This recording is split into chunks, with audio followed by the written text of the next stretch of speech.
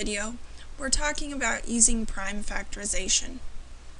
This comes in very handy when we're given actual numbers inside the radical instead of just variables to an exponent. With prime factorization, we can find the product of primes.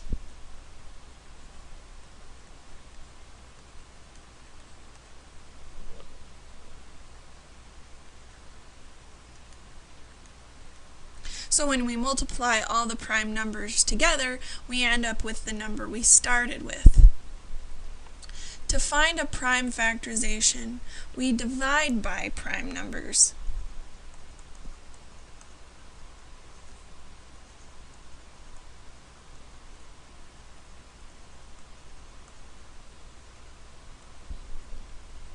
Here are a few prime numbers just to refresh your memory.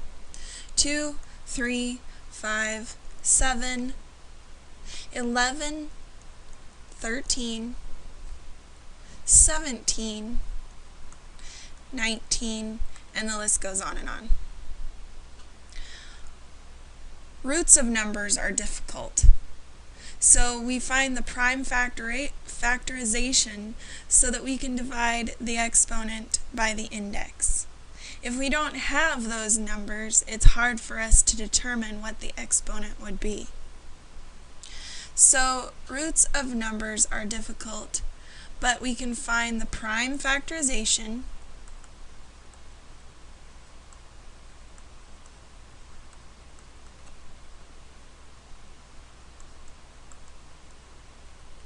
so that we can divide the exponent by the index, just as we were doing with the variables. So this may seem a little bit odd, but let me show you what I mean.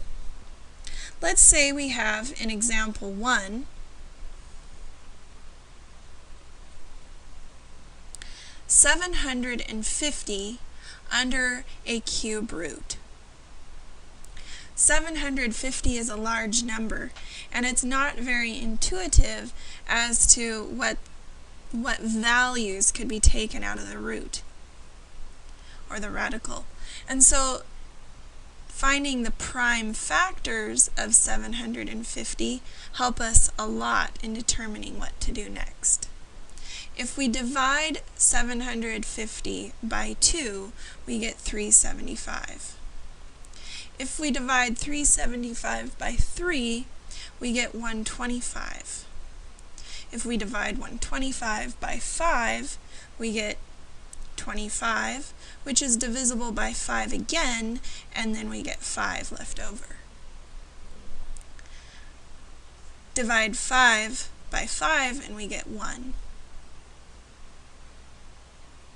So, we've just found all our prime factors. If we multiply these all together, we get 750. We could rewrite all these different prime numbers as exponents and put them under the cubed root.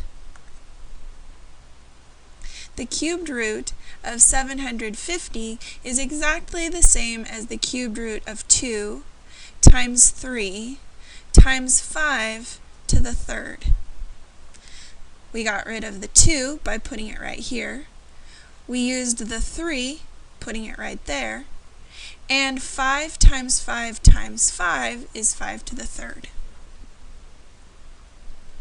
Notice that we now have 3 different pieces that are kind of like the variables that we were working with before.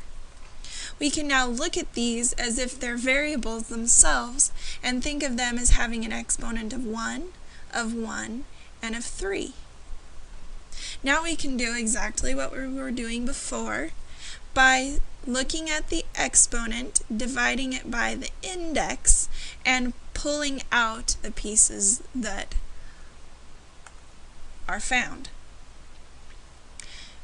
3 will not go into 1, and so 2 stays in. Again, 3 will not go into 1 in 3 to the first, and so the 3 stays in. 3 will go into 3 one time, and so 5 to the first power comes out, because 3 will go into 3 one time. And a remainder of 5 to the 0 stays in, which again is just the same as 1, so we don't even need to write it there. So my final simplification for the cubed root of 750 is 5 times the cubed root of 6, because 2 times 3 is 6.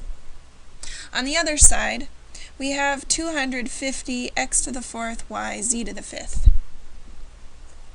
Again, it's helpful to prime factor our 250 to determine what the prime factors are and rewrite them as exponents. We can divide 250 by 2 and get 125. Divide 125 by 5 and get 25. Divide that by 5 and get 5. And divide 5 by 5 and get 1. We can now rewrite this problem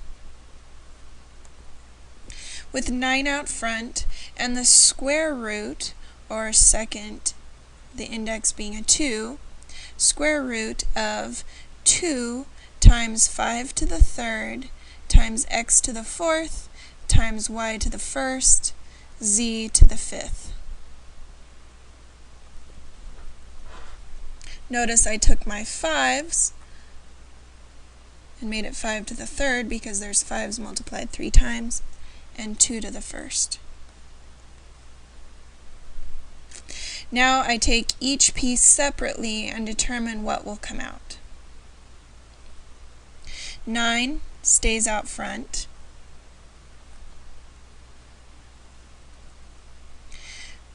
2 will not go into 1, so the 2 remains inside the square root. 2 will go into 3 one time.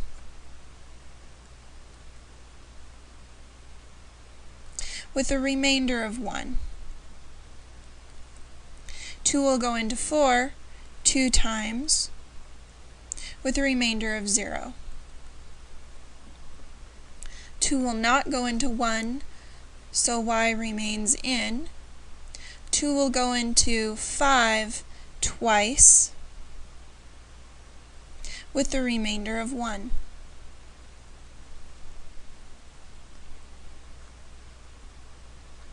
At this point, we can multiply the values or numbers together outside the square root, and we get 45 x to the 2nd, z to the 2nd, times a square root, 2 times 5, which is 10, x to the 0, which we remember is 1,